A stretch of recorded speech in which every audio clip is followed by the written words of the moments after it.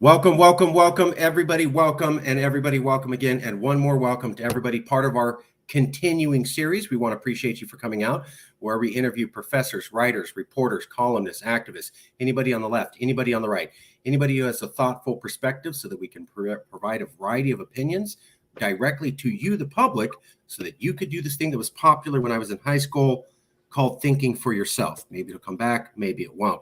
With us today, and I'm just going to say this once and then I'll go to Bob. Professor Robert B. Talisse, I'm going to call him Bob from here on out. The professor's with us today. We're deeply appreciative. That's him at a TED Talk. And that, just for the record, that is the video is called Putting Politics in Its Place by Robert Talisse at TEDx Nashville. Robert Talisse is the W.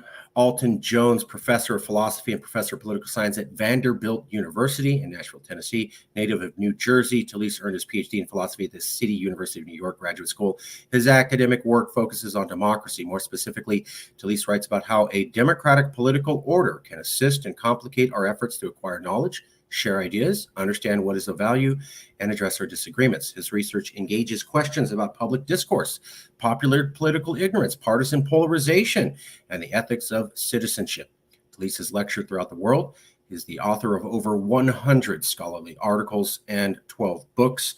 He's the co-host of the podcast New Books on Philosophy and hosts the podcast Why We Argue, and collaborated with Scott Eichen on the Philosophy 15 video series.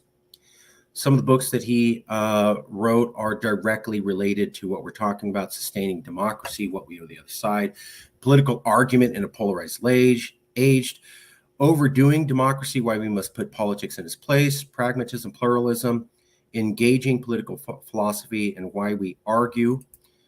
These were some of the books I wanted to talk about: Sustaining Democracy, Political Argument in a Polarized Age, and Why We Argue. But before we get all to that, Professor, let me ask you, did I get anything wrong? Was there something mispronounced? Do we need to correct something about your background? Nope, all sounds good. Thank you for that. Okay. Well, I appreciate you doing this interview.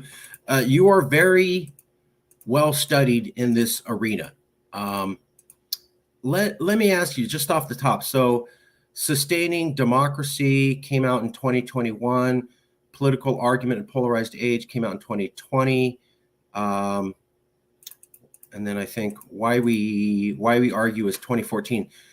Why did you write these books? Why did you write this book in 2021 or 2020 and this one in 2020 and the other one in 2014? What's going on in 2020, 2021? Where this is a good idea. And please speak to me as if I've been in a cave for the last couple of years. So have you been in a cave? For the audience. So the audience. For the audience, right. I get it. Okay.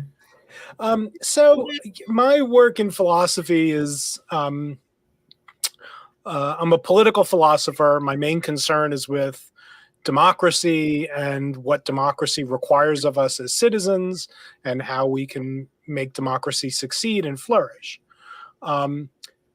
The other academic interest I have as a philosopher, though, is a little bit more off the beaten path. It's in the field of philosophy called epistemology.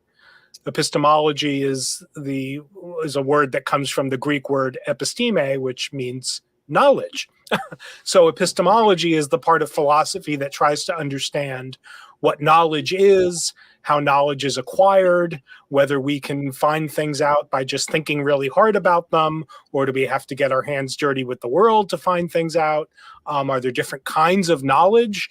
Does the knowledge of mathematics differ in some important way from my knowledge that today is Tuesday? And a lot of more even odd kinds of queries sort of get conducted by epistemologists. However, my work in epistemology, my interest in these sort of weird philosophical questions about knowledge has to do with a thought that I have, a commitment I have about democracy, which is that the flourishing of a democratic society in part depends upon citizens being able to form reliable beliefs about the political world around them, and to diagnose their bad beliefs, and to base their political judgments on good rather than bad reasons. And so a lot of my work works at that intersection of questions about how knowledge works and is acquired and is transferred and is shared, and questions about what it takes to make a democratic society work well. Now, one thing that is central, even given that overlap of the concern with democracy and the concern with knowledge, is a concern with disagreement. What's going on in disagreement is that you, if we are disagreeing, Marcus, you hold some particular claim to be true or well evidenced or rational, and I hold that claim to be false or not in line with the best evidence and perhaps less than rational. Turns out that democratic societies are premised on the idea that disagreement over important political questions, questions about public policy, for example, are endemic. That one of the upshots of the freedom that a democratic society affords us as citizens is the freedom to make up our own minds about things. And when we make up our own minds about things, we're going to come to different kinds of conclusions about the issues that we're making up our minds about.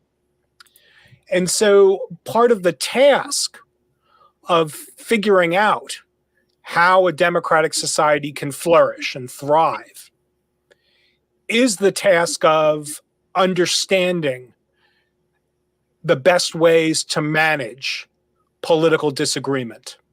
And so the books that you mentioned, Why We Argue, Political Argument in a Polarized Age, and Sustaining Democracy, What We Owe to the Other Side. These are 3 books that are fundamentally about managing political disagreement. And just now to answer the question directly, these 3 books are both devoted to, or are a response to, I should say, the observation that one of the problems that we are confronting in our democratic society is a loss of the ability to manage disagreement in the way that democratic citizens should. How's that sound? I think that's really good. That's a great answer, but I gotta come back and say, so 2020, 2021, why do you need to write books on healing democracy? We elected Joe Biden. He's the decent president, the soul of America. His election was a mandate from the people that they want unity. Shouldn't he have done all the job, and we don't need any reason for any other aides because Joe Biden did such a good job at unifying America? No, I know that question was asked in a slightly ironic, but no, I get no. The answer's got to be no. Here's something that's interesting, Marcus, about all the unity talk in the country. President Biden said he's going to fix it all, and he in his inaugural speech he said we need to unity. Yeah, it's all fixed, right? Here's the thing.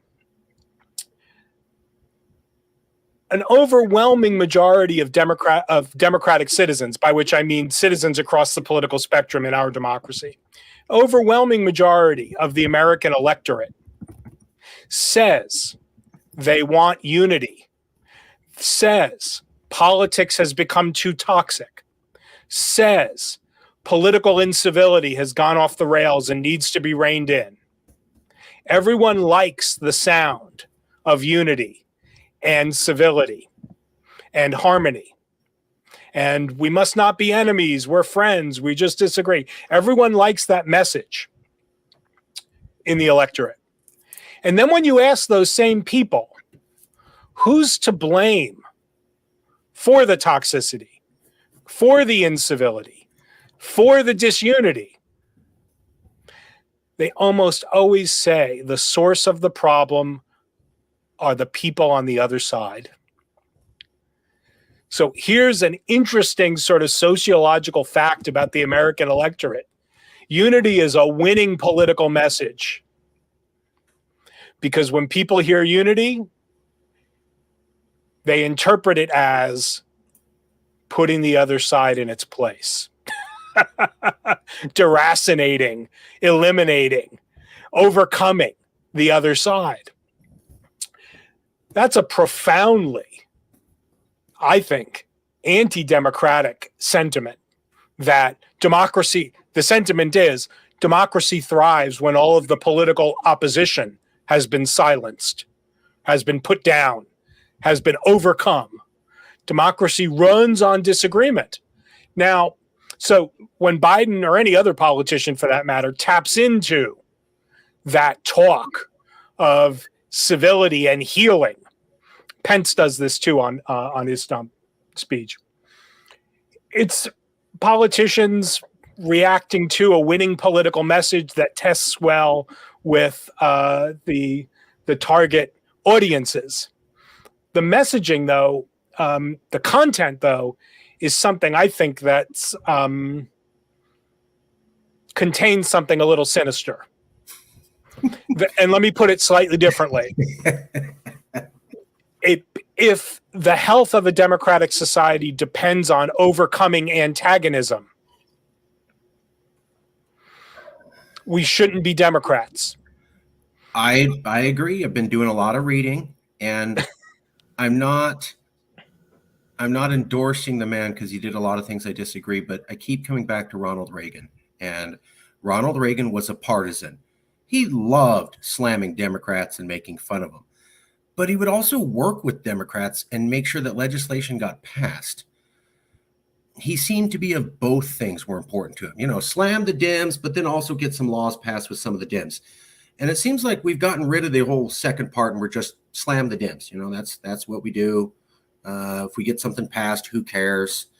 The question I have for you, Bob, is, which is my dad's name, so weird, and my stepdad's name. Yeah. Oh, that's extra weird. Yeah. Sorry. Yeah. No, my mom. You can call me Robert if it's easier. That's my stepdad's name, and my dad's name is Bob. So it's a whole weird thing. Anyways, and they're both in the military, so mom has a pattern. Anyways, can we fix this? And by that I mean, so there is a debate in political polarization right now. There's one theorist named Morse Fiorina. Yep. And then there's another theorist called Abramowitz. Yep. And they radically disagree with each other. Both are very educated, well-informed men, and they could not disagree more with each other. One of them is saying, Fiorina says, we don't really have polarization in America. That's just the elites. The people aren't polarized, because I have a bunch of opinion surveys. And when I ask people, they all say they want us to come together, and they want unity, and they want a functional government, and they want schools that work, and they want gun-free safe zones. And I got this poll that shows 70% of Republicans want their kids not shot, and 70% of Democrats want their kids not shot. So see, there's no division. And then on the other side, you have Abramowitz, who says, I understand that people say that in polls, and yet we have worse division every year. Morris Fiorina has been pointing to polls showing that we're all united since 2008. That is before Trump and before January 6th. Right. So who am I to believe? The polls or my lying eyes? Well, look, two things to say. Please. One is that whatever we think the most pressing or salient or urgent political problem facing any large-scale democracy is, it's very unlikely that problem is going to have a single, simple source. So when we're talking about large-scale political problems, we have to be thinking about lots of different complex factors and dynamics that go into the full explanation. So it's not, fixing democracy is never going to be a matter of addressing one thing only. Now, as for the Fiorina-Abramowitz issue, sometimes in academia, we find people arguing for a long time when really they just are meaning different things by the words they're using. So here's one way to sort this out. Sure. There are all kinds of different phenomena that go by the name polarization. And I think it's really important to tease a few of these apart because they're different. They might travel together. They might be causally implicate one another, but they're distinct. And some of them are not as threatening to democracy as others. And some things that are called polarization, I think, are actually healthy. So let's make a very quick distinction. I'm a philosopher. I make lots of distinctions. It's kind of my job, right? Let's make a very quick distinction between what we might think of as political polarization, okay, and then what I will call belief polarization. Now, hold off on belief polarization because it's going to be the less familiar of these two phenomena. Political polarization is what people are typically talking about when they talk about polarization. Political polarization is a metric of what we might think of as the ideological distance between Republicans and Democrats, between liberals and conservatives, between any two or any group of sort of political units. And we can say that in a given society, political polarization is especially elevated when the ideological distance between the relevant political units is especially pronounced. Now, what does that mean? Well, here's the sort of, the intuitive sense is that political polarization is especially pronounced when the distance between the two parties has grown so great that the middle ground drops out. And there's nobody in the middle ground, and therefore the main proponents of the two units, the two parties, have sort of retreated to their more extreme ideological poles, and there are no deal makers or compromisers or cooperators left in the middle. Okay. Now, we can think of different ways to try to figure out what that metric of ideological distance is.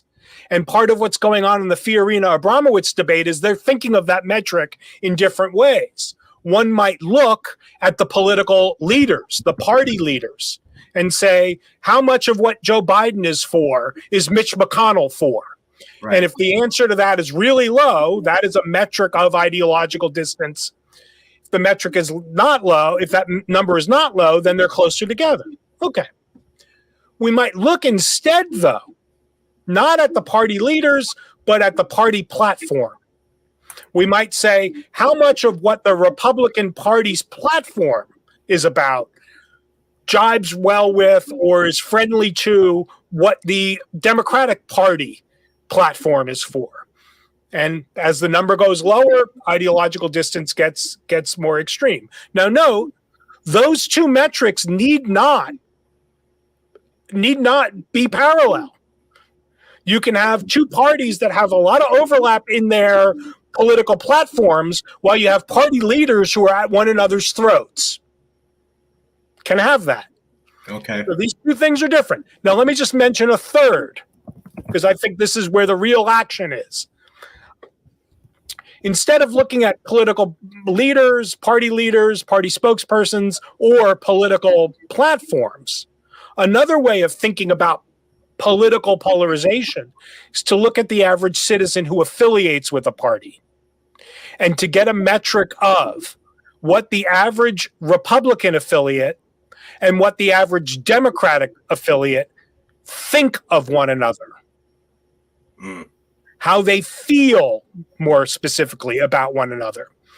Now, this, I think, is the relevant metric because Fiorina is right. When you go issue by issue in the United States, citizens, the electorate, is no more divided over core national issues than they were in the 1990s. And in fact, on certain of those issues, their differences have grown less severe. So think for a moment. I take it that we're both old enough to have remembered a time when there were single issue voters who thought stem cells were the things that you really needed to decide how to vote on the basis of the different candidates' conception of the morality of stem cell research. I challenge you to find a politician today who ever speaks that term. I've seen what you're talking about with gay rights, that it used to be a very dividing issue, and now both parties are kind of coalescing. That's right. Well, let's not say both parties.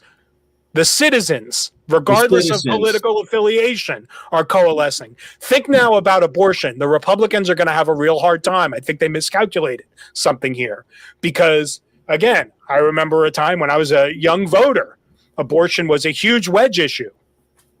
The American electorate has moved towards more liberal positions about the legal permissibility of abortion.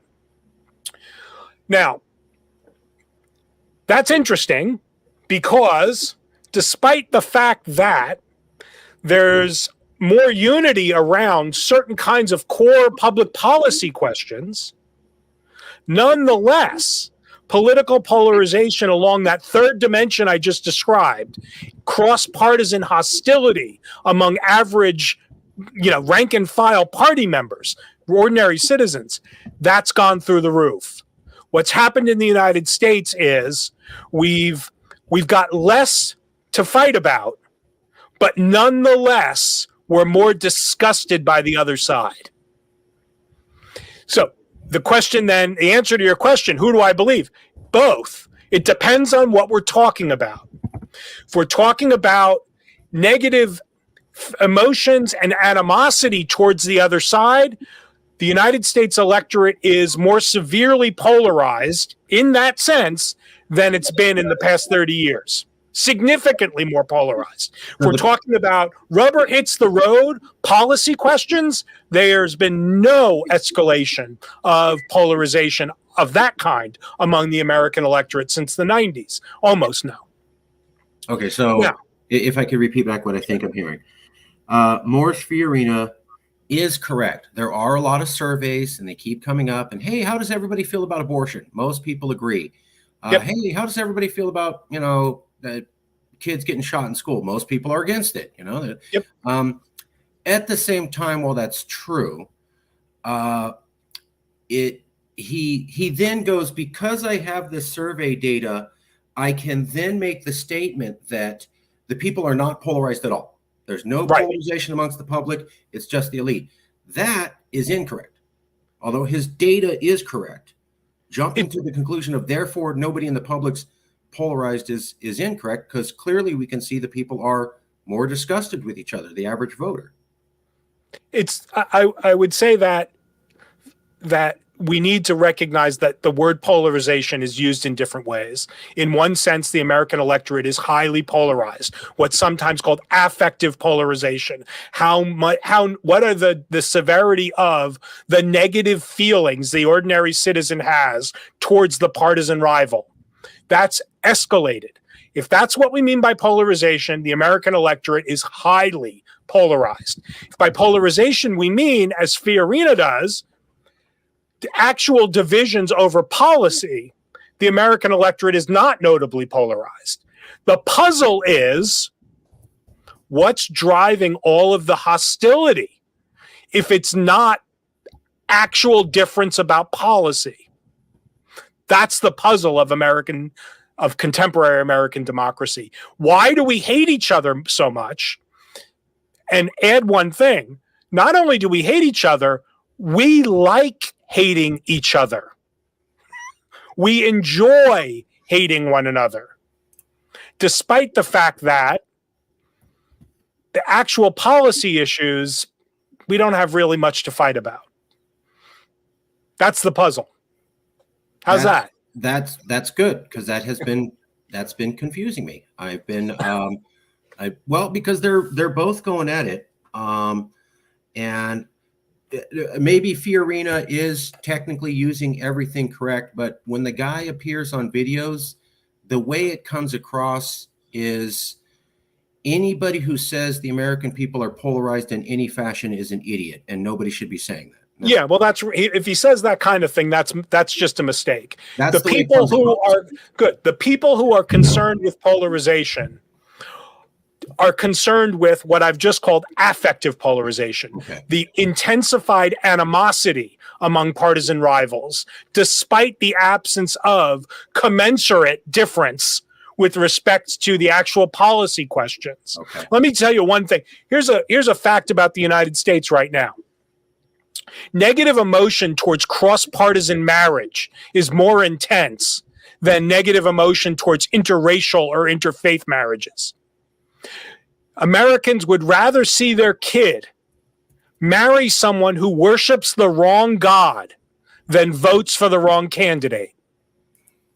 That is a remarkable fact about American politics, seems to me, and a very disturbing one. That was the debate, was because Morris Fiorina has been saying this for years, and I go, okay, well, your data's there, seems really good data, but Trump happened.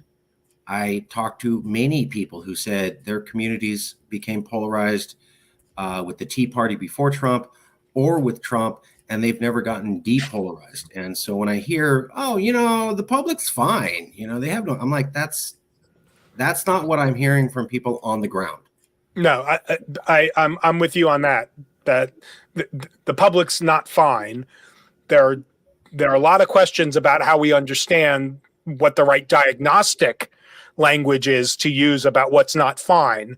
I've just given you just a hint of what I think that we hate each other more, but have less to fight about. That's the best answer I've heard, because I haven't been able to really get a clear answer. And what this makes sense is that you're saying both are right. So yes, technically there is polling. The American people are coming together in policy issues, but to say that we're all kumbaya together as an average person is not true. Obviously, there's that. So are we hating each other because we really do disagree on significant issues? No, it doesn't look that way. Are we hating each other significantly for some other reason? Yes, it does look that way.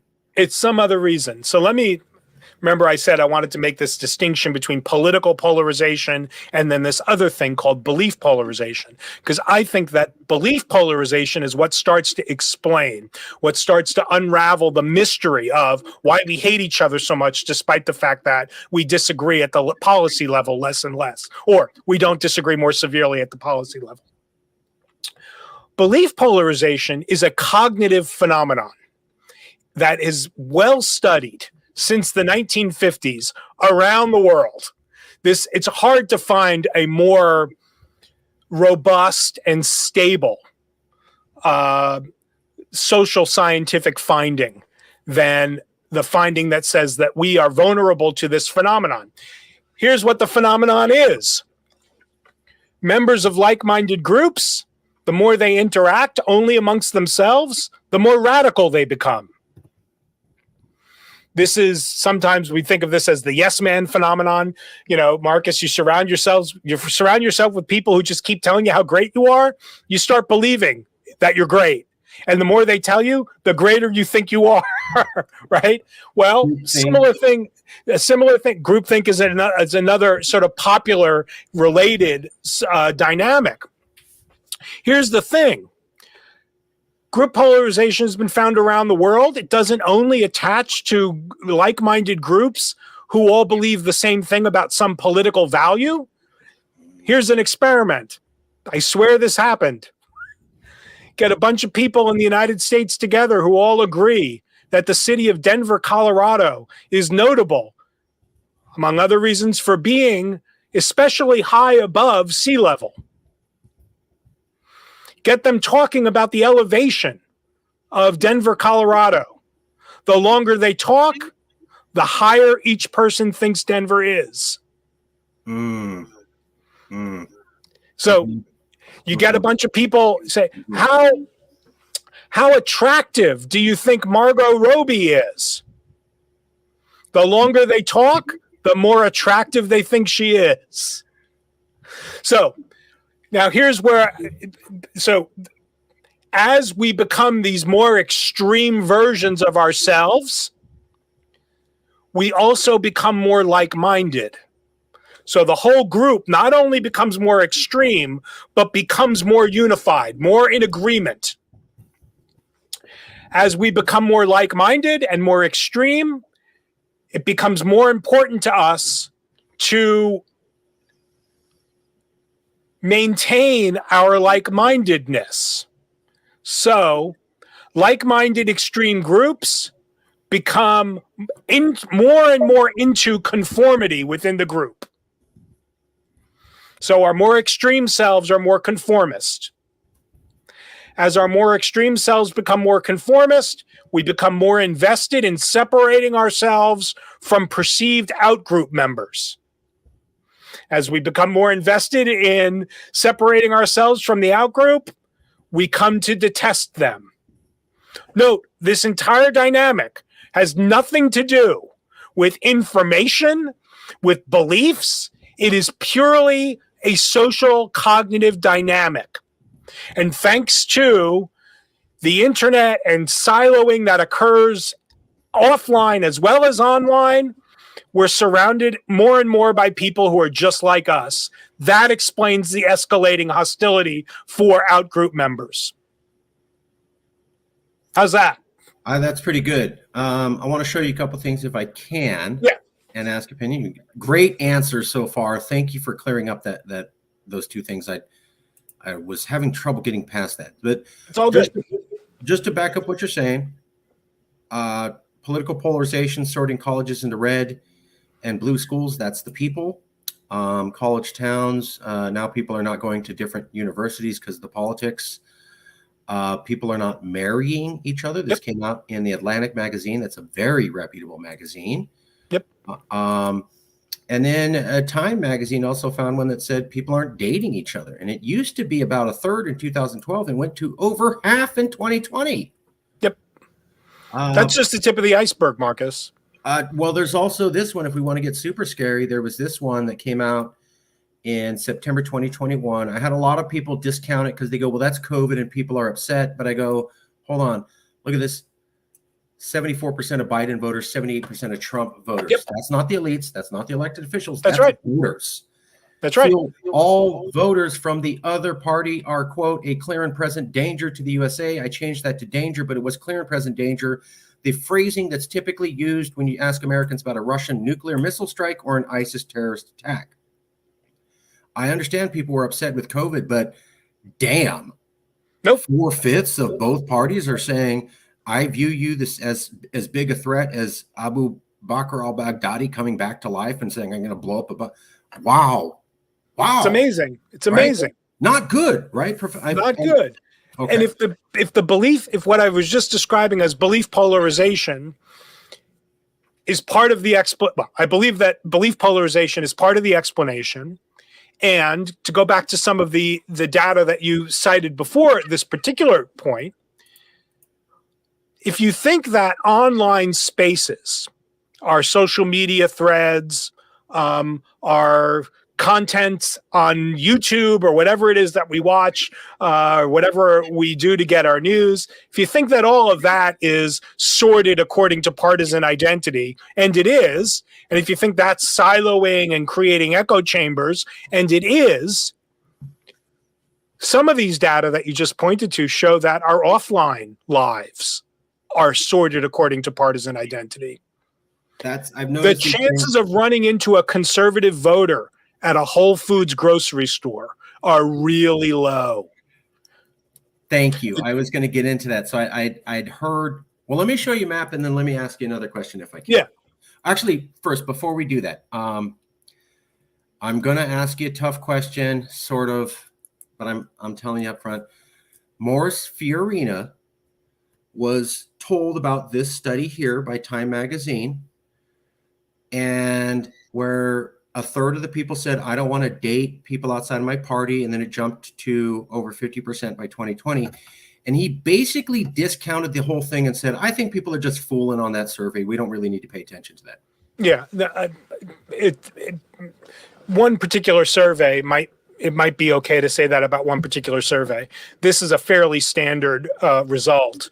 Some of the research of a guy at Stanford who you might be on your radar if you haven't already spoken to him, Shanto Iyengar, shows that copartisanship is the most reliable indicator of success in online dating.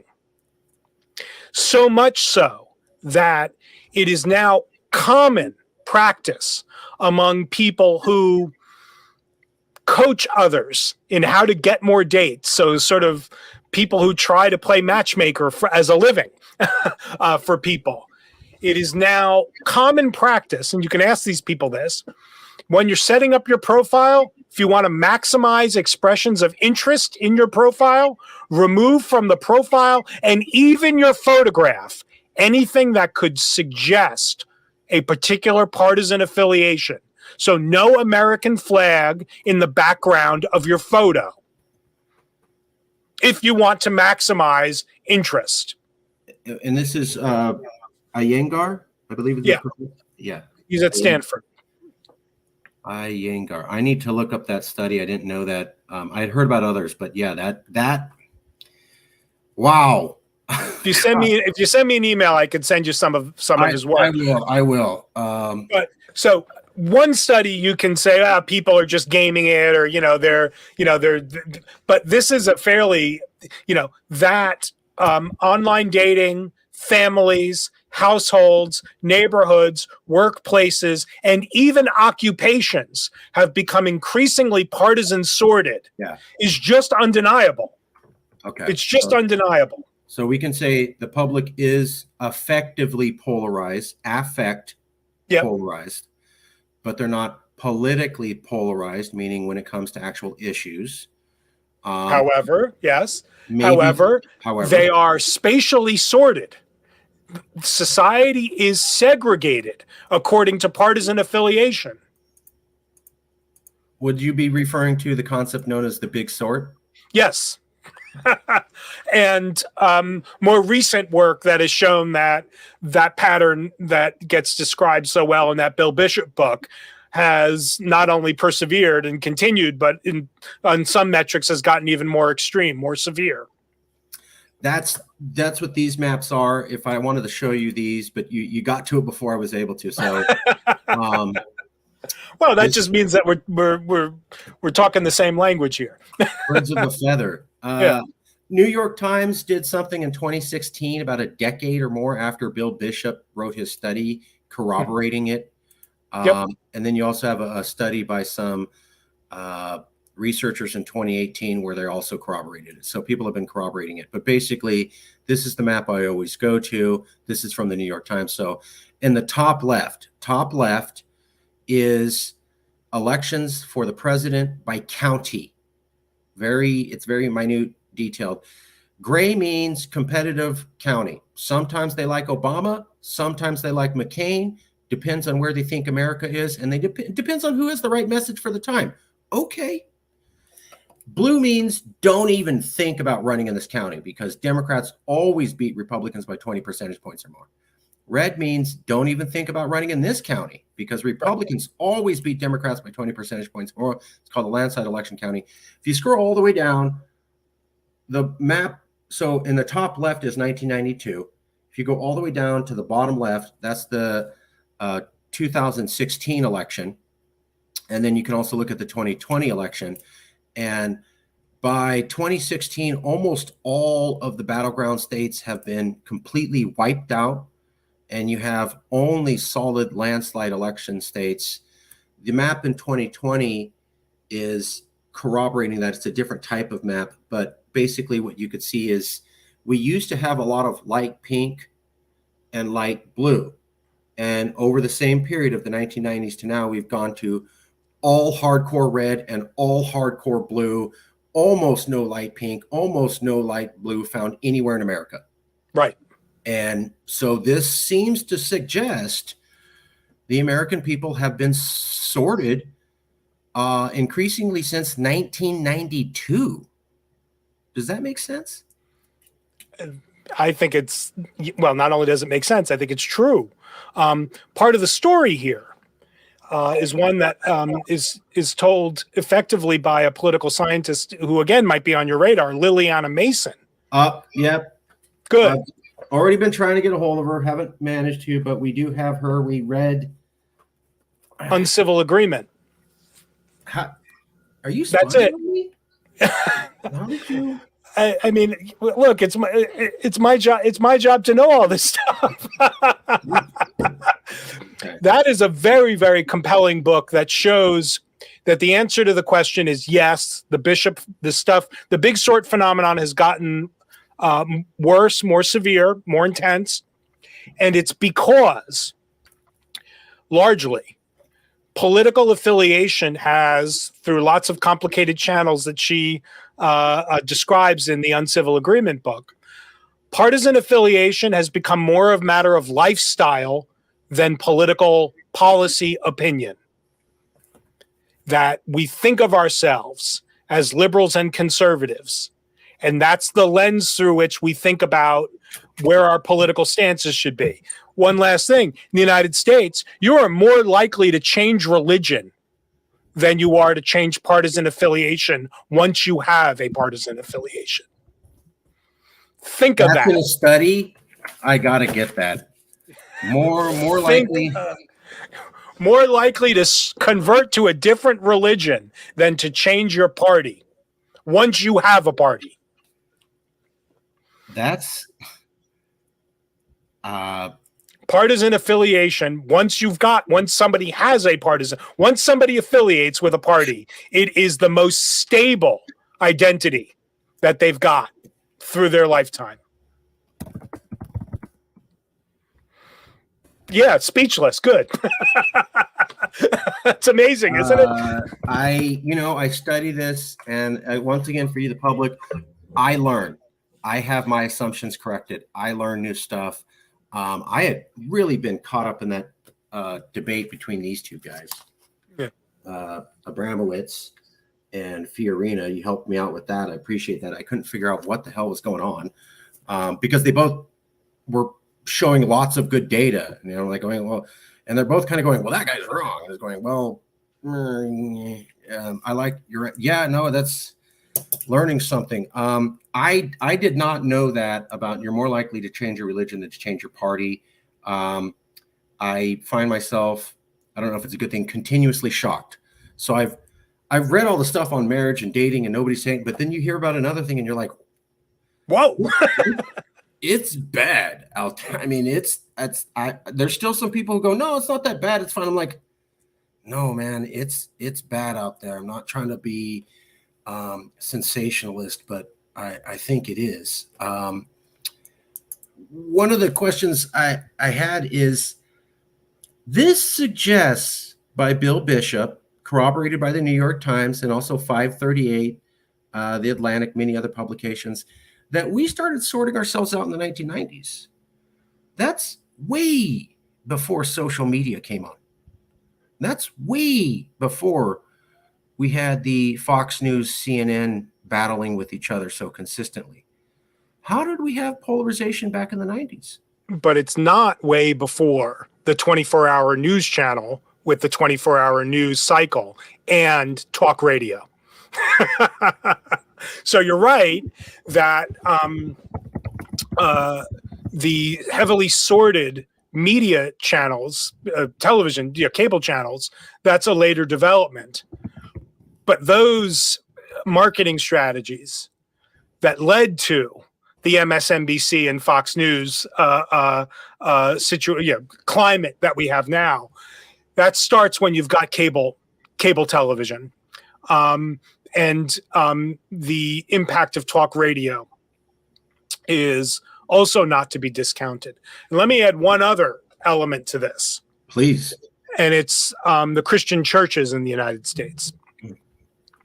So here's a common story about the late 80s, well, roughly the sort of Reaganite 80s through the early 90s about Christianity becoming more politicized. Right. The common story has it that, as a result of, the 1960s and the elements of the 1960s that were the 70s, Christian, particularly Protestant Christian, certain denominations within Protestant Christianity, pastors started feeling like the culture was leaving behind Christian values and decided that they needed to take a stand on the pulpit in favor of those values. And that's how the churches became politicized. Turns out that we've got some data, again, by another political theorist who might be on your radar, Michelle Margolis, who shows, Michelle Margolis at Penn shows that that's not quite the right story. The right story about the churches becoming politicized goes more like this. More and more congregants start listening to talk radio and other sources of sort of extreme political information, start showing up for Sunday worship or Wednesday night Bible study, demanding political content from their pastors. And the pastors who refused went out of business. When did this start? This is stuff going back to the 90s. So the story about the radicalization and the politicization of certain denominations within Christianity in the country, it's not that the pastors decided to become more political. It's that the congregants wanted more political content. They wanted the church. They wanted the Sunday sermon. They wanted the preaching in general to reflect their partisan political commitments. And if they didn't get it, the Margolis book shows, those pastors lost their congregations. So the people demanded churches turn political. Yep. Now that's it. Now, again, you could go look at the data and see how compelling you find. I find them very compelling. Margolis's data, I find it very compelling. That's the right story. That's a whole other really intriguing part of the story, is that as partisan affiliation has become more and more a lifestyle, we as individuals have become more and more demanding that every aspect of our life fortifies, reiterates, supports our political partisan leanings. That makes a lot of sense. And that's part of how you explain where we're at, it seems to me. I like that. I really appreciate. I knew you were well versed on this. I didn't know I'd get a lot of answers to long-standing questions. I think you already answered this, but another debate besides, the elites are polarized, not the public, is, okay, let's say the public's polarized. They didn't get that way. The politicians made them that way. The politicians give cues, and then the people respond to that. So America was not racist before Donald Trump. Donald Trump was elected, and he started talking in a racist manner, and then everybody know they could be racist. That's one theory. I have a problem with that because I was just talking to somebody else. There's a lot of research showing Trump was not Trump until 2016, that he was toying around with this group called the Tea Party in 2014 and 2015. They had started the birther thing, and he was kind of peppering them with comments to see what would work out. And you can see his tweets and his comments pushing him, gravitating to a certain language, and basically that he used the Tea Party as his testing ground to figure out the right way to be a racist dog whistler in 2016. I saw that. The other thing I saw was people were saying, Trump made America racist. And I'm like, really?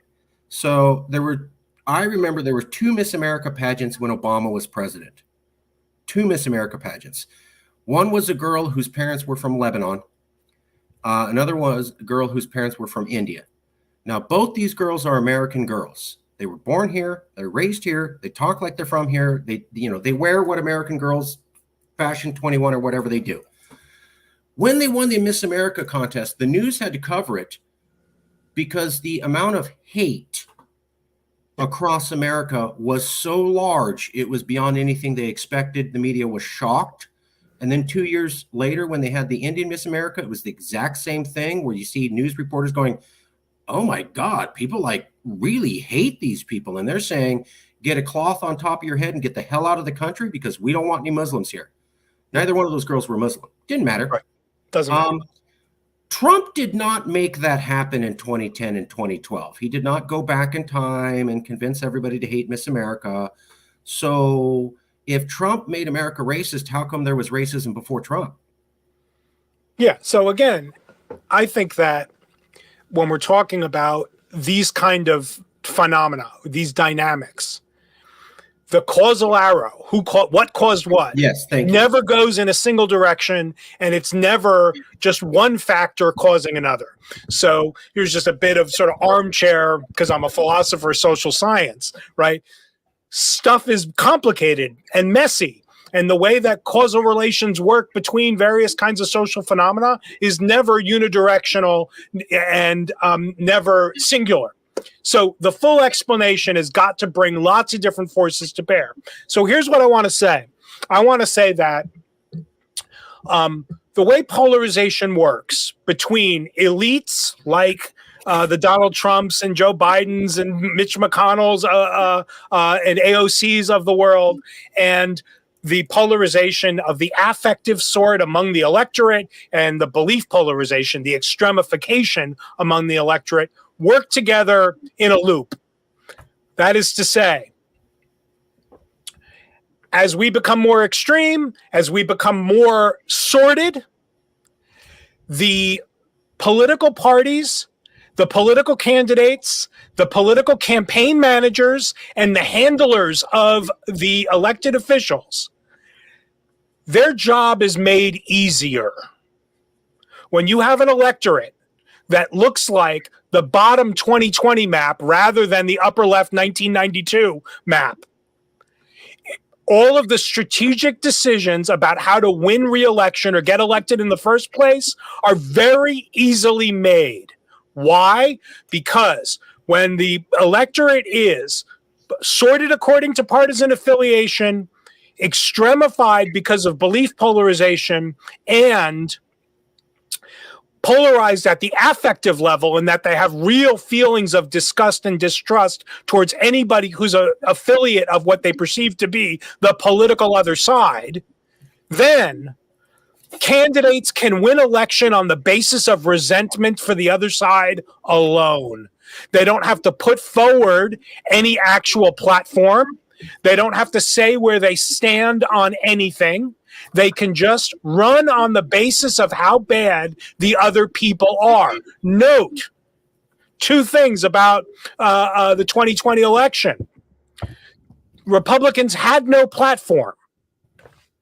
They did not announce a platform. That's a fact. They did not produce a national party platform for that election. Their platform, insofar as they had one, was re-elect Trump. Second, Trump and I think that this was not unique to American presidential politics, but unique in its severity to American, or obviousness in American presidential politics. I can't remember another election in my lifetime or reading about another major presidential election in the modern history of our country where both major party presidential candidates had nearly identical campaign slogans. What do you mean? Make America great again, battle for the soul of America. Same slogan. If the other side wins, America's doomed. That's what the polarization dynamic, these different forces creates. It creates a politics that releases party officials, releases office holders, elected office holders from any electoral pressure to produce results, because Elections are won or lost on how well you can motivate your voters to get out there. Has nothing to do with changing anybody's mind. It's getting the people who are already, if they vote, going to vote for you. It's about getting them to vote. And it turns out that fear and resentment and disgust across the range of human motivations, these are really potent behavioral motivators, no matter what we're talking about. And they're especially potent in politics. Liliana Mason's book. If you want to go into the psychology of that, that's the book to get. Yeah. Let me ask you 3 big questions, since you've been so awesome at answering others. Okay. No, really, because I read Abramowitz, I read Fiorina. They were both making good points, and the answer is so simple. They're both right. They're talking about different types of polarization, but I couldn't find where either one of them said that. They were both very willing to go, this guy's wrong. Marcus, it takes a philosopher. I've heard that. I've heard that from other philosophers. I've heard that from other philosophers. They said, you need a generalist. You need to talk to philosophers. You're talking to like social scientists, and they have to be very myopic, very focused on a specific thing. You need somebody to generalize. You're the second philosopher who said that. Okay, good. So a lot of people have said, and I think you were getting at this in some of your books, that we need to have better dialogue between the people who disagree. A lot of people have suggested that as a way to solve political polarization. Here's my question, though. When we look at this map, if you're in a hardcore blue area and you go down the street and you talk to a Republican at Starbucks, that's not actually representative. You need to go to a hardcore red area and talk to a Republican. Is that fair? Yeah, the chances of running into a Republican at Starbucks are really low, no matter where you are, by the way. That's what I'm saying. I'm saying it. And wouldn't it be like, I know some Republicans in LA, and I have family in Texas. My rural Texas Republicans don't talk anything like my LA Metro Republicans. Now, that's interesting for the following. I mean, that's interesting for a lot of reasons, and not unique. Here's another feature of the way polarization works in this loop that we just sort of gestured towards. What holds these political coalitions together is their common negative affect towards the other side. Standard Republicans, standard Democrats, think about it, right? Think about just the Republican coalition nationally. What have you got? You've got farmers, you've got big business people, you've got people in sort of Northern California, you've got your relatives in Texas, I've got some neighbors that are, 12 miles outside of Nashville. What do they have in common? Not a lot, except this. They hate Joe Biden. Right. Right. And right. Oh, I see. So a winning national election is going to be focused on, if you don't vote for me, you get more Joe Biden, and you hate him. Doesn't matter. Here's another look. Think about this. Signature policy proposal in 2016 from Trump. Build the wall along the southern border. Biden's doing it now too. Okay. But here's the thought, though. This was a signature campaign promise. Going to build the wall, Mexico's going to pay. Forget about the issue of who's paying. Doesn't matter. I defy you or anybody in this within the reach of my voice to find any discussion in any of the campaign speeches, in any of the internal documents, in any of the actual, insofar as there are any, sort of policy documents about implementing this campaign promise. Search that for any discussion of how the United States government is going to acquire the land. There isn't any. No, but all the talk about building the wall never confronted the fact that More than half of that land is privately owned. Right. A significant portion of that, more than half of the land, is not only privately owned, but the owner of the land owns connected plots of land on both sides of the border. So one guy owns a plot of land that crosses into Mexico. Not one discussion of what it's going to cost to buy the land. Not one discussion of whether the land is just going to be appropriated through eminent domain or some other mechanism. No discussion whatsoever. And here's why. Build the wall had to sound good enough to keep a coalition together of people who are worried about immigration, but also are really into property rights. So don't discuss the massive land grab that this is going to require. Just keep talking about the caravans. Right. And it worked. I don't know any Trump supporter. And in my line of work, I talk to a lot of Trump supporters. I don't know any Trump supporter who's ever been able to answer for me. How are they going to acquire the land? Fair. So, no, gee, I don't know. Now, that's amazing to me, right? It's like the affective stuff, the negative affect, the fear, the resentment, right. Totally overrode any of the very obvious practical. First question, how does the government, that mean the government's going to come and buy my land from me? Well, how much money are they going to give? Do I get to negotiate? Nobody asked that. That's how powerful the negative affect is. Right. I'm sorry? It didn't need to be thought out. It was just about selling the idea. That's right. And that's how powerful negative affect is. That's good. The wall campaign is a great example of how powerful negative affect is. Okay. Can I just answer the question about what we're supposed to do? Yeah. I think is, yes. I have two others, but yes. How do we fix this? I don't know that we do fix it. So I think that. What? Yeah, I think that polarization and the loop of partisan, political, affective belief polarization is just it's an internal feature of a free society that can at best be managed and mitigated, but never solved, never fixed, never cured. I just think that what we need to figure out is how to keep these forces within manageable parameters rather than how to depolarize society. Because after all, just think for a moment. Political parties are good I think political parties are a good feature of democratic societies.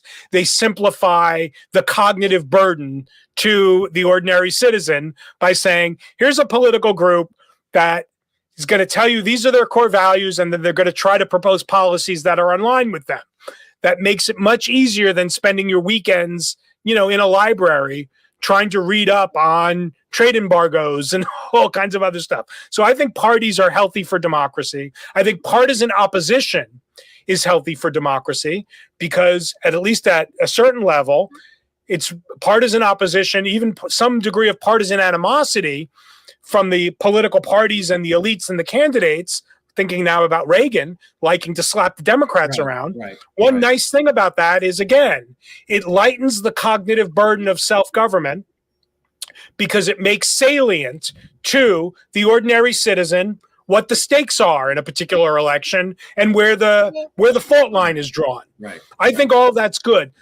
The problem becomes when our political divisions and our political hostility are no longer responsive to one another, when we are far more disgusted by, revolted by, fearful of, and resentful of the other side than any of the actual divisions warrants. That's where I think the problem is. I don't think that, I think that, again, restorative, therapeutic measures for helping to correct and fix and restore democracy. I'm on board with all of it.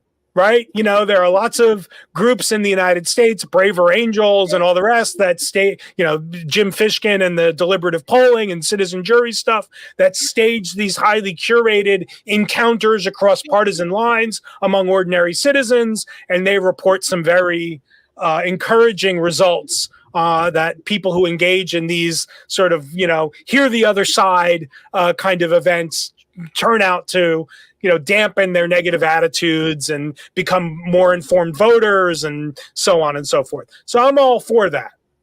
Here's, though, what I think is the missing part in fixing democracy. I think that part of the story of managing polarization is recapturing aspects and sites and moments in our lives for social interactions that are not organized around politics. One of the upshots of the sorting and the polarization dynamics that we've been discussing is that more and more of what we do in our day-to-day lives, shopping for groceries, for example, puts us in touch only with people who are like us politically. I read that. Where we buy coffee, the cars we drive, how much time we spend in a local park. One of the clearest indicators, predictors of who voted for Obama versus McCain, is how close were the people to a Whole Foods store. Yeah. Or a Cracker Barrel restaurant for the McCain side. Yeah. Now, I think that one of the upshots of the big sort phenomenon that's not, I think, fully appreciated by Bill Bishop and some of the subsequent corroborating literature is that the big sort means that our lives are saturated, overcome with politics, such that everything we do together has a political tinge to it. It's a way of the number of tote bags you own positively correlates to how liberal you vote. Really? Yes. Wow. So you're walking around with a tote bag? That's a very subtle but potent signal that you are generally liberal. By the way, you can devise a toy theory about why that's the case, connected to environmental concerns, how real you think climate change is, how averse you are to plastic and paper bags, single-use plastic and paper items. You could tell that story, and that's roughly the right story. So more and more of what we do together is tinged with partisan affiliation. And I think that that's part of the problem. In fact, so I think that part of this solution, part of the mitigation strategy, given the sorting and the polarization phenomena, is reclaiming parts of our social lives for cooperative activities, not where we're suppressing our political differences or reaching across the aisle. No, reaching across the aisle still puts politics literally at the center of the thing we're doing. I'm saying we need to imagine things we can do together where I just don't know what your politics are, not because we're hiding them, but because we're doing something else. The very fact that you're now thinking, Marcus, everything's politics. What could it possibly mean to interact cooperatively with somebody and politics isn't part of the story of what we're doing? The fact that that's a puzzle to you is, I think, a symptom of the problem, not a challenge to the proposal. I was recalling the kneeling controversy with the NFL and then on basketball. And a lot of people were getting upset by the kneeling controversy. And then Trump got in and kind of criticized that, and they were upset too. And what I noticed was there was a lot of people who just wanted to watch sports. Yep. They didn't want politics involved. They didn't. Maybe they had their opinions, but maybe they were liberal, maybe they're conservative, but they didn't want to talk about that while watching basketball. And that was denied to them. They were told, shut up, we're injecting politics into sports, deal with it. Well, that seems right to me. Now, note, we might disagree on this. I think that when you have as a requirement of the game that people stand up and sing a patriotic song to their country. Politics is already there. It strikes me that if I'm engaged as an employee in a line of work that requires me to commit an act of patriotic citizenship as part of my job, my workplace also has to provide resources for counter speech, for criticism of that activity. That strikes me as just necessary for a free society. Whenever I'm required to express my loyalty to the country, I might choose to do that. I can also, under those contexts, I must also be given the space to express a criticism of that requirement. That strikes me as fundamental for a free society. If you require something of me, I also have to be given the resources to criticize the requirement. Otherwise, you're merely dominating me. So I'm on the side of the kneelers, but I think the right solution to that was to just get rid of the national anthem in front of it before the sports games anyway. And I'm an opponent of forcing anybody to pledge anything to their country. In fact, I think it's incoherent to pledge loyalty as a requirement to a free society. I just in the same way, no one can force you to apologize. Right. They can force you to say, I'm sorry. They can't force you to commit the act of apologizing, because part of what an apology is, it's an apology insofar as you have the internal motivation. So far as you on the inside are sorry, you can apologize. So if somebody puts a gun to your head and says, apologize or else, that's merely saying I'm sorry. That's not apologizing. Similarly, if somebody says, pledge allegiance to this flag or else, that's not a pledge. That's not an expression of loyalty. That's not an act of patriotism. It can only be an act of patriotism and expression of loyalty if it's done with the right internal motivation. And making it a requirement ruins that. So I think that the NFL, the NBA, MLB, they're just making a big mistake. I think they need to get politics out of all of this by just getting rid of the national anthem before the games. We can do a different episode on that. That's good. I'm a big Kaepernick fan too. And I'm not really a sports guy, but I could genuinely feel the sadness and sorrow of sports guys who are just going, man, can I have a few hours where we don't do politics? Politics is everywhere in my life. I can't get away from it. I tune into basketball to get away, and you're taking away the last little vestige I have. And I agree. I agree with the general sentiment. Politics has come to dominate our everyday lives in ways that it shouldn't. One little space that's not that. No, we're injecting it here. And both sides were cool with that.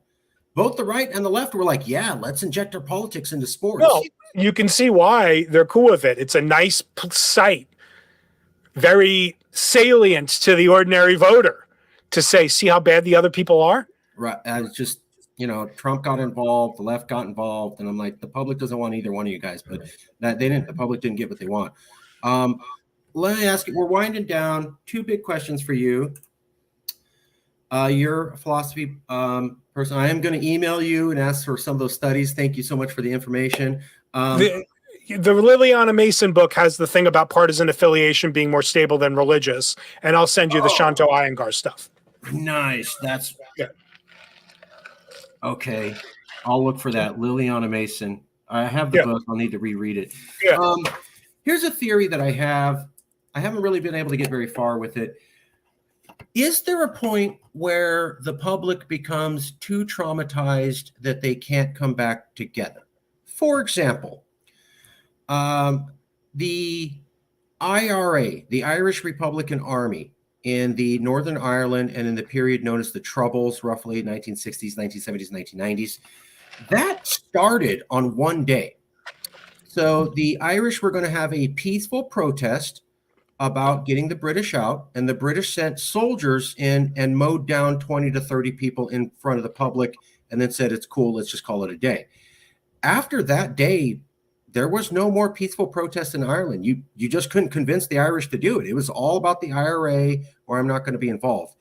And, they didn't get over that for 20 to 30 years. Yep. I also did some reading from some political scientists who said, when Martin Luther King came out with his famous speech, that African Americans as a community were starting to come out and say, maybe we can embrace the wider community. And then JFK got shot, and then MLK got shot, and they started to go, you know what? Maybe embracing the wider community isn't a good idea because people who talk well for us seem to get shot in the head. So then they started pulling back and became an insular community till basically Obama. There are numerous examples of a horrific event happens and people can't get over it for decades. Is it possible? I was watching TV on January 6th at my parents' house, and I helped my parents out, and I was going to throw the trash for my mom, and I had the trash bucket in my hand, and she came around going, Marcus, I told you to throw the trash. And I was like, hold on, there's a revolt on TV. And she knows I'm into politics, and she thinks I'm into politics too much. And she goes, I don't care what some crazy person on TV is saying. Go throw the trash. I told you. It's a Mexican mom, so discipline. And I go, no, Mom, they're storming the Capitol on TV. And I pointed at the TV, and she just froze for 5 minutes. And we just both froze and stared at the TV for minutes. I've never had an experience like that in my life, and neither has she. And we both shared the experience on January 6th. Is there a level of trauma?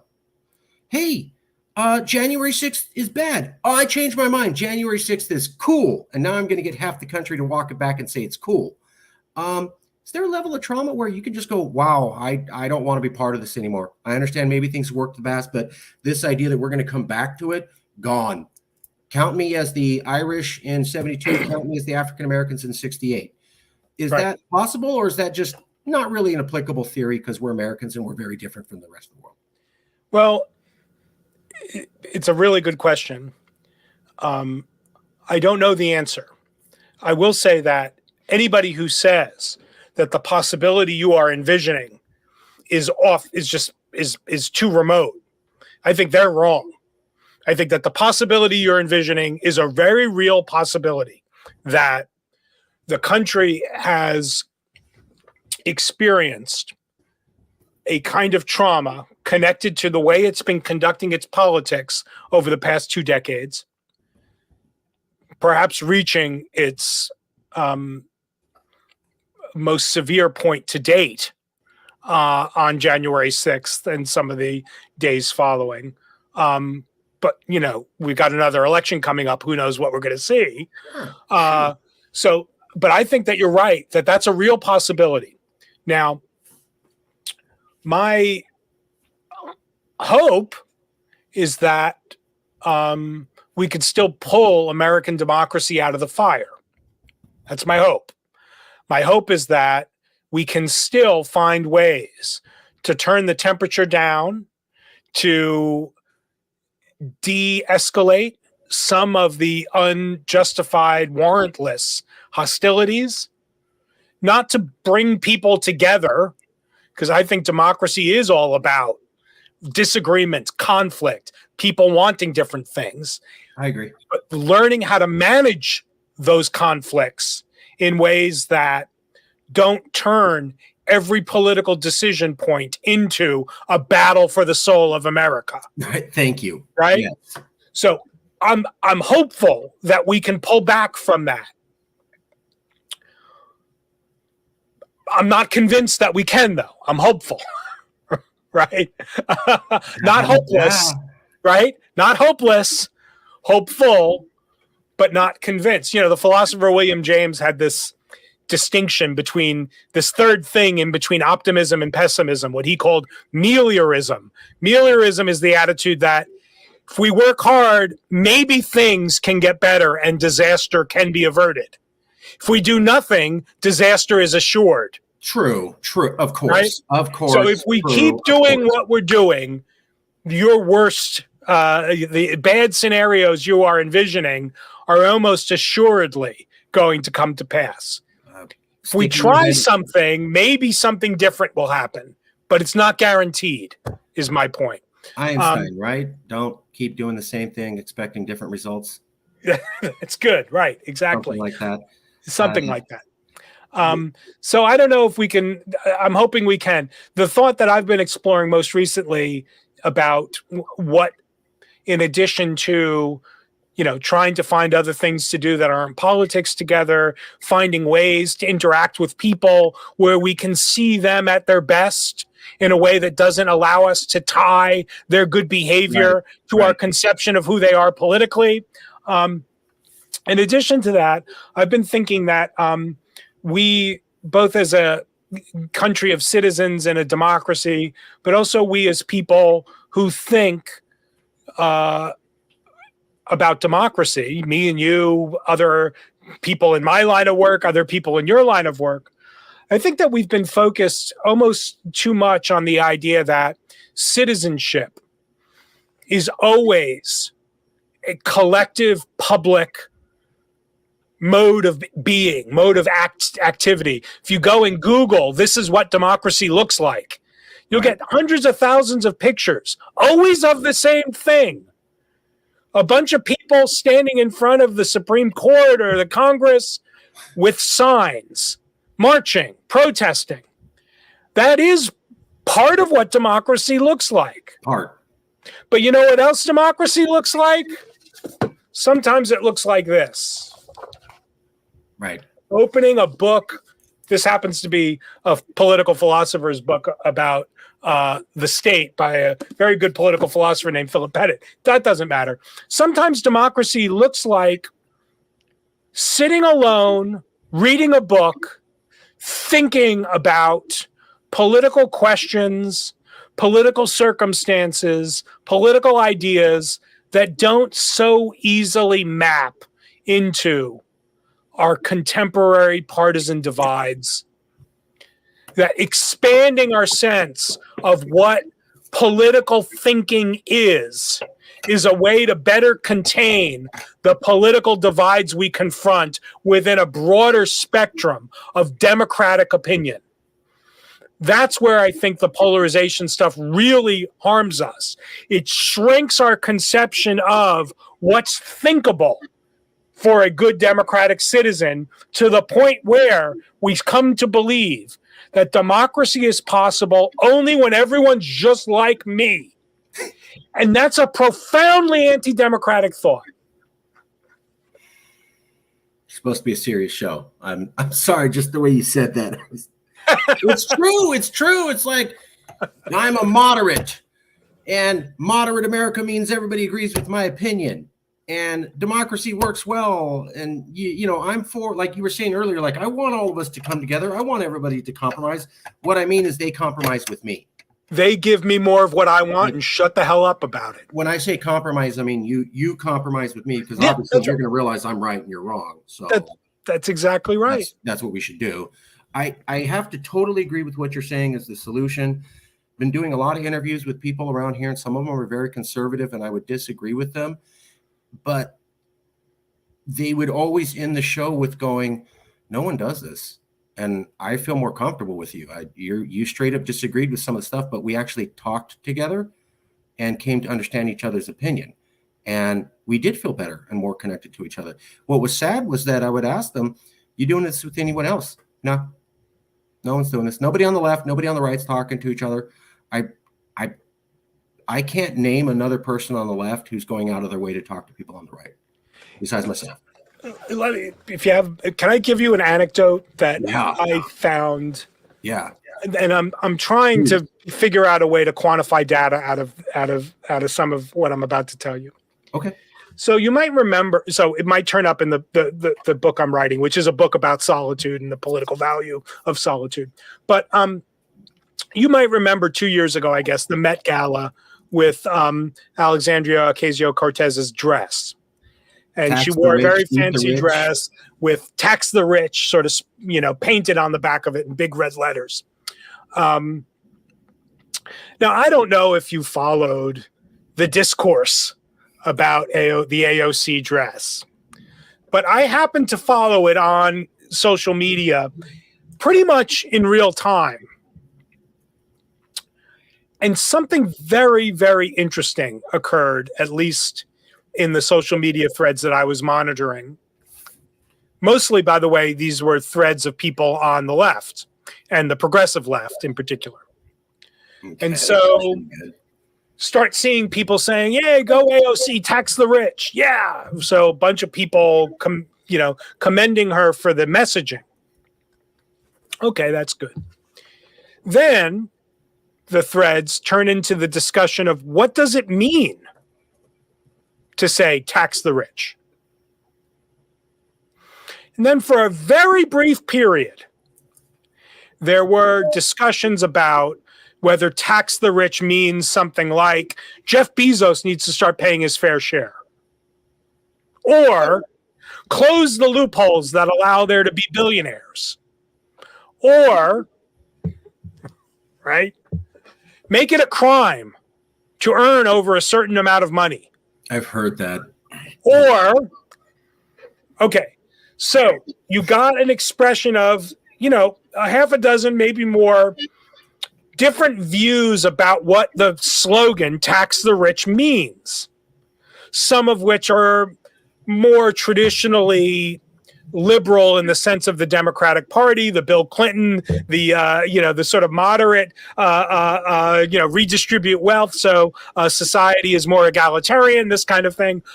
Two much more radically progressive proposals about criminalizing certain forms of wealth. Right. Okay. Now I'm watching this. I'm like, oh, this is very interesting. I'm wondering, where they're going to come down on this. As soon as this social media enclave of committed liberals and progressives, all of whom, like AOC, discovered that there was a disagreement about what tax the rich means in policy terms, the social media thread almost instantly devolved into who the real liberals are. If you think tax the rich simply means closing loopholes, you might as well be Ronald Reagan. Now, note, it's a very, very interesting dynamic that's fully predicted by the polarization loop that we were talking about. Because what drives political opinion in these group contexts is in-group cohesion. And as soon as there was a disagreement, the dynamic quickly just turned to expel the posers. Get rid of the people who aren't real AOC fans. If you went to high school in the United States, you know what cliques are? Guess what? The American electorate is just a bunch of 16-year-olds in this respect. I'm wondering. Yeah, that's a great explanation. So there was a national conversation. It was starting to develop into an actual policy debate we should have. And then among people who are of a similar political orientation. Who are of a similar mind, but that it's a great discussion. What does tax the rich to mean? We should have a discussion of what policies that means so that we could actually implement something in law, right? You talk about it and actually implement it in law. So when they start to get into a real policy discussion, that is shut down, and identity politics comes in and says, no, we don't need to have a realistic policy discussion. We just need to go right back to identity politics and who's in, who's out. Because if you think there is a disagreement worth having about taxation, you're not worth talking to. If you think there are two different views about what a progressive conception of taxation is like, there's only one progressive view. Your view is just parading your conservative view, Ronald Reagan's view, pretending to be liberal. That was the prevailing sentiment. And I thought, man, this is a terrible thing to have been right about.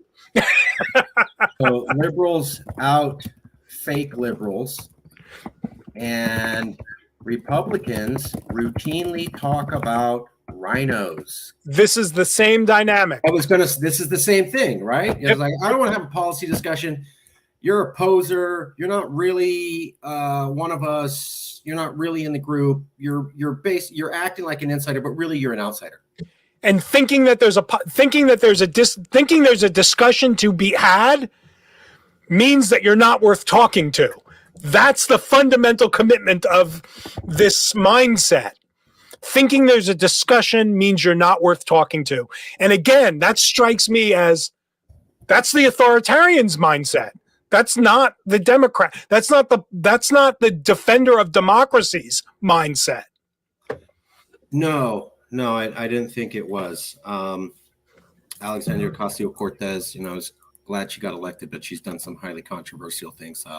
Like when Trump and I'm not a fan of Trump, but when he lost his presidency, I think he's racist too, but when he lost his presidency, she was like, let's make a list of everybody that worked for him so that we can make sure they can never get any jobs ever again for the rest of their lives. And we could basically harass them for the next 20, 30 years. And I go, that's exactly what the Nazis did. No liberal that knew me wanted to back me up on that, although it's historically accurate. They're just, no, don't say that. Yeah, it's a blacklist. Yeah, and I'm that's like, all you have to say. I'm like, guys, you don't see how this is bad? And they're like, well, I don't like Trump. And I'm like, yeah, but now we're walking down a bad path. Other people didn't do it good. Okay, we're winding down. I hope you found that this was a fair interview, not a gotcha journalism interview. Oh yeah. Oh, this was great. I appreciate you're very thoughtful, which is nice. I appreciate you coming out and answering a lot of big questions we had. Do you know anybody who might be willing to be part of an honest conversation? You don't have to. You don't have to name anybody, but we always ask if there's recommendations, anybody who could, thoughtful conversation. They could be on either side, left or right, academic, activist, doesn't matter. Sure. So there are a couple of people. So I already mentioned if you can get a hold of Shanto Iyengar, yeah, he is a very, very interesting guy that would really, I think, help break down the Fiorina Abramowitz stuff, as well as, there are other players in that debate, Lewandowski and these other kinds of guys that are worth talking. And so it's worth talking to him because I find him to be of the quantitative political social science types who work on this stuff. He is the most philosophically astute, it seems to me. Okay. And it takes a philosopher. So no bias at all. Yeah. So I think he's really worth talking to. And it's worth trying to follow up with Liliana because she is a Liliana Mason, because she's also very good. Now, there's a conservative philosopher who I think is worth your time, named Brandon Warmke, Warmke. He's the co-author of a book that you might have seen come up in various contexts called Grandstanding, the abuse of moral talk. And he's really interested in the ways in which political disagreement become occasions for people to engage in self-promotion by being the most radical, by being the most extreme, by being the most doctrinaire. And he's a very interesting guy, but he's a conservative thinker. And he's just finishing a book about politics. But he's, I think, a very interesting guy whose politics don't align with mine, but I like him quite a bit. Then, lastly, another guy named Kevin Vallier, Vallier. Interviewed him. Vallier, Kevin, at Bowling Green in Ohio. He's recently been working on defending the ideals of a liberal and open society from what are sometimes called the new Catholic integralists. These are people who think that we need more religion, particularly Catholicism, needs to play a greater role in American politics. So Patrick Deenan is one of the Catholic integralists. Anyway, Kevin is a very, very interesting guy who's working on religion in politics and social trust and religious difference, polarization and religious difference, and how you can have a liberal democratic society that is religiously pluralistic. Right. And he's very, very good and very interesting. Last, if you can get her, is Danielle Allen. I don't know if you came across her.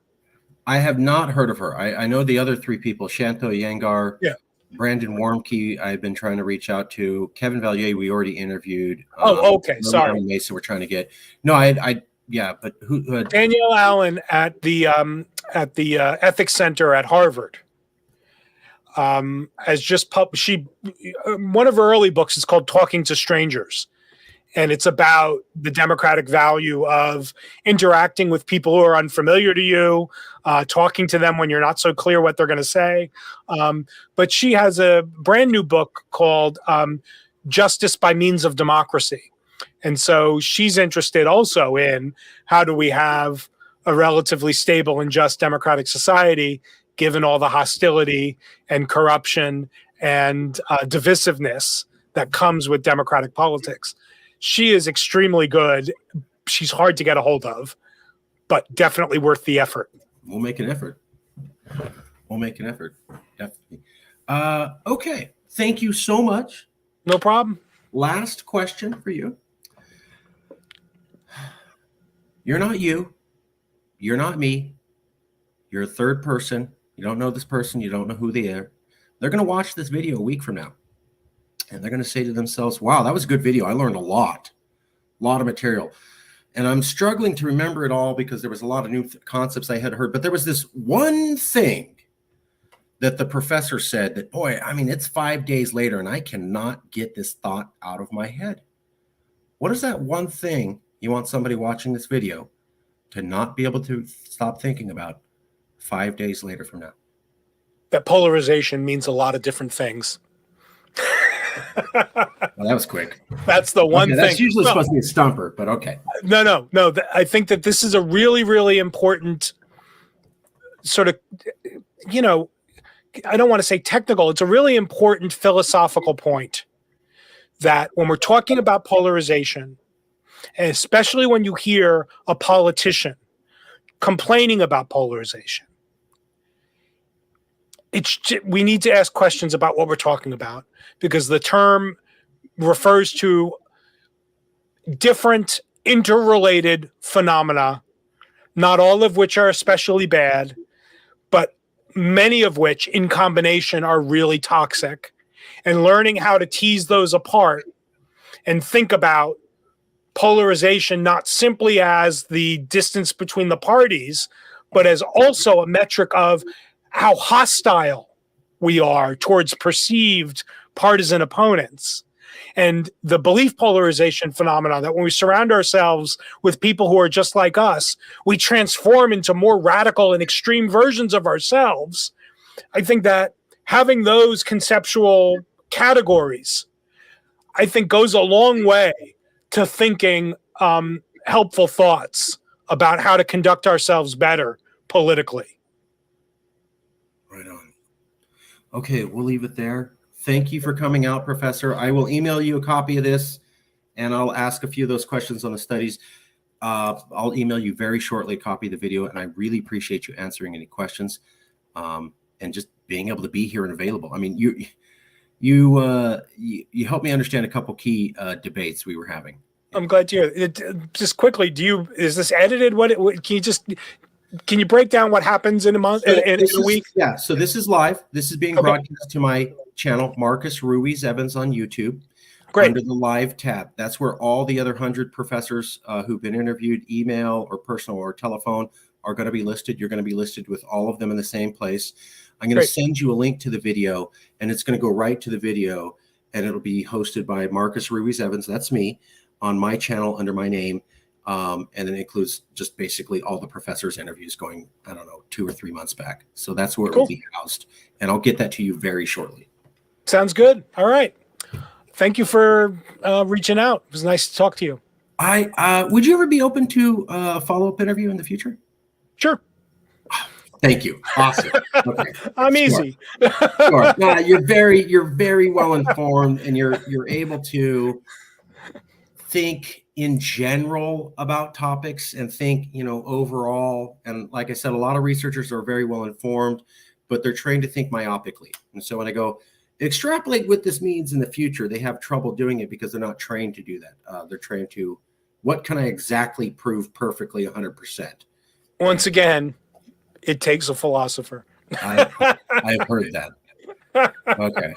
Thanks a lot, man. I'll look out for more stuff from you. Thank you. I'll email you shortly. Thank you, Professor. Bye-bye.